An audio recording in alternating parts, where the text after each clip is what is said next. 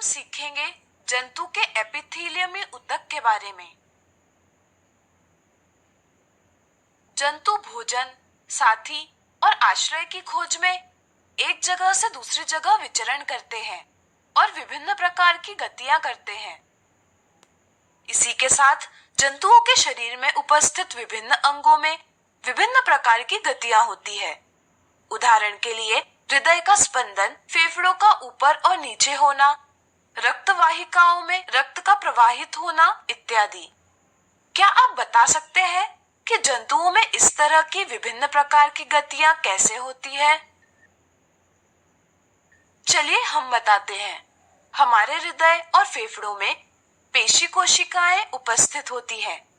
ये पेशी कोशिकाएं फैलती और सिकुड़ती है, जिसके कारण हमारे शरीर में विभिन्न अंगों में गति हो पाती है, जिससे शरीर के अंग आवश्यक कार्यों को संपन्न कर पाते हैं।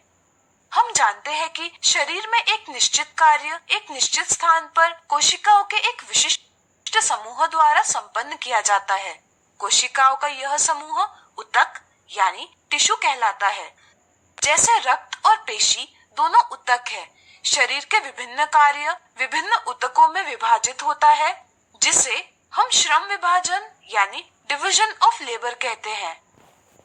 ऊतक के कार्य करने के आधार पर जंतु ऊतक को एपिथेलियमी ऊतक, संयोजी ऊतक यानी कनेक्टिव टिश्यू, पेशीय ऊतक यानी मस्कुलर टिश्यू और तंत्रिका ऊतक यानी नर्वस टिश्यू में वर्गीकृत किया गया है।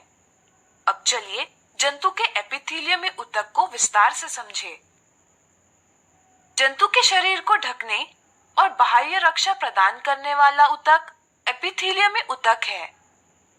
शरीर के अंदर उपस्थित अंग और गुहिकाएं एपिथेलियम ऊतक द्वारा ढकी हुई होती है। मुंह, आहार नली, रक्तवाहिनी का स्तर, फेफड़ों की कुपिका, वृक्कीय नली, त्वचा आदि एपिथेलियमी ऊतक से बने हुए हैं। शरीर में उपस्थित विभिन्न प्रकार के शारीरिक तंत्रों को एक दूसरे से अलग करने के लिए एपिथेलियम ऊतक अवरोध यानी बैरियर का निर्माण करती है। एपिथेलियम ऊतक की कोशिकाएं एक दूसरे से सटी हुई होती है और इनके बीच बहुत कम स्थान होता है। इसलिए यह ऊतक एक अनवरत परत यानी कंटिन्यूअस लेयर का निर्माण करता है। इन परतों के बीच चिपकाने वाले पदार्थ कम होते हैं। शरीर में प्रवेश करने वाले और बाहर निकलने वाले पदार्थ एपिथेलियम की किसी परत से होकर गुजरते हैं। इसलिए एपिथेलियमी कोशिकाओं के बीच में परागम्यता यानी परमिएबिलिटी है, जो शरीर और बाहरी वातावरण में पदार्थों के आदान प्रदान तथा शरीर के विभिन्न अंगों के बीच पदार्थों के आदान प्रदान में महत्वपूर्ण भूमिका निभाती है। साधारणतः सभी एपिथेलियम को एक बाह्य रेशेदार आधार झिल्ली यानी एक्स्ट्रासेल्युलर फाइब्रस बेसमेंट मेम्ब्रेन नीचे उपस्थित ऊतकों यानी अंडरलाइंग टिश्यूज से अलग करती है। एपिथेलियम ऊतक के कार्य करने के आधार पर एपिथेलियम की संरचनाएं भिन्न प्रकार की होती है। शरीर के ऐसे अंग जहां पदार्थों का संवहन वर्णात्मक परागम्य झिल्ली यानी सिलेक्टिव परमिएबल मेम्ब्रेन द्वारा होता है, वहां पर चपटी एपिथेलियमी ऊतक कोशिकाएं उपस्थित होती है। इनको सरल शल की एपिथेलियम कहा जाता है। यह अत्यधिक चपटी और कोमल होती है, जिसके कारण यह कोमल अस्तर यानी लाइनिंग का निर्माण करती है। मुंह और आहार नली का स्तर सरल शल की एपिथेलियम से ढका हुआ होता है तथा शरीर का रक्षात्मक कवच यानी त्वचा सरल शल की एपिथेलियम से बनी होती है। यह एपिथेलियम निश्चित पदार्थों का वहन करने का कार्य संपन्न करती है।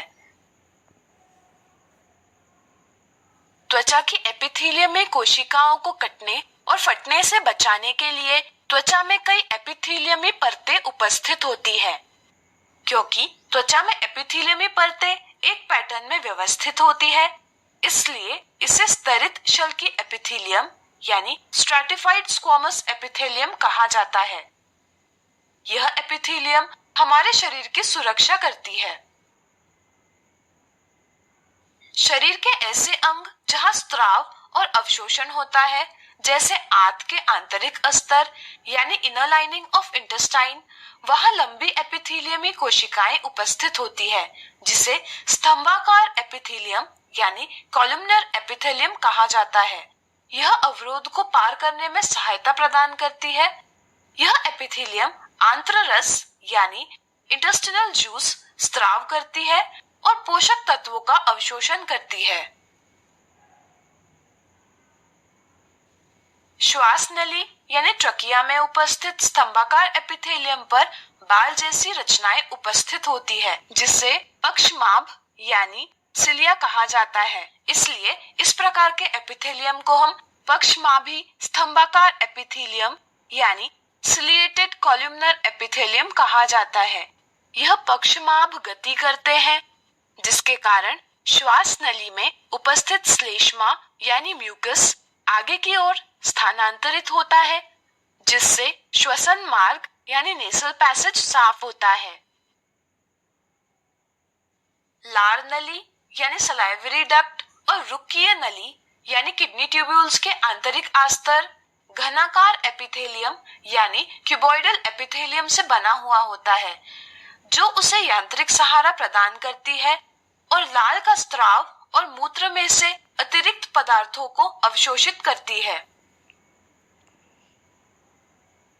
कभी कभी एपिथेलियम में ऊतक का भाग अंदर की ओर मुड़ा हुआ होता है, जहां कुछ एपिथेलियम कोशिकाएं ग्रंथि कोशिका के रूप में अतिरिक्त विशेषता अर्जित करती है और एक बहुकोशिकीय ग्रंथि का निर्माण करती है, जिसे ग्रंथिल एपिथेलियम यानी ग्लैंड्यूलर एपिथेलियम कहा जाता है।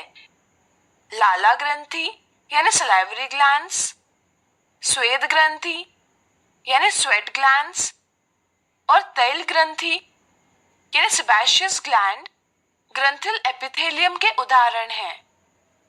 यह एपिथेलियम पसीने और श्लेष्मा का स्त्राव करती है। तो आज हमने सीखा जंतु के एपिथेलियम में ऊतक के बारे में।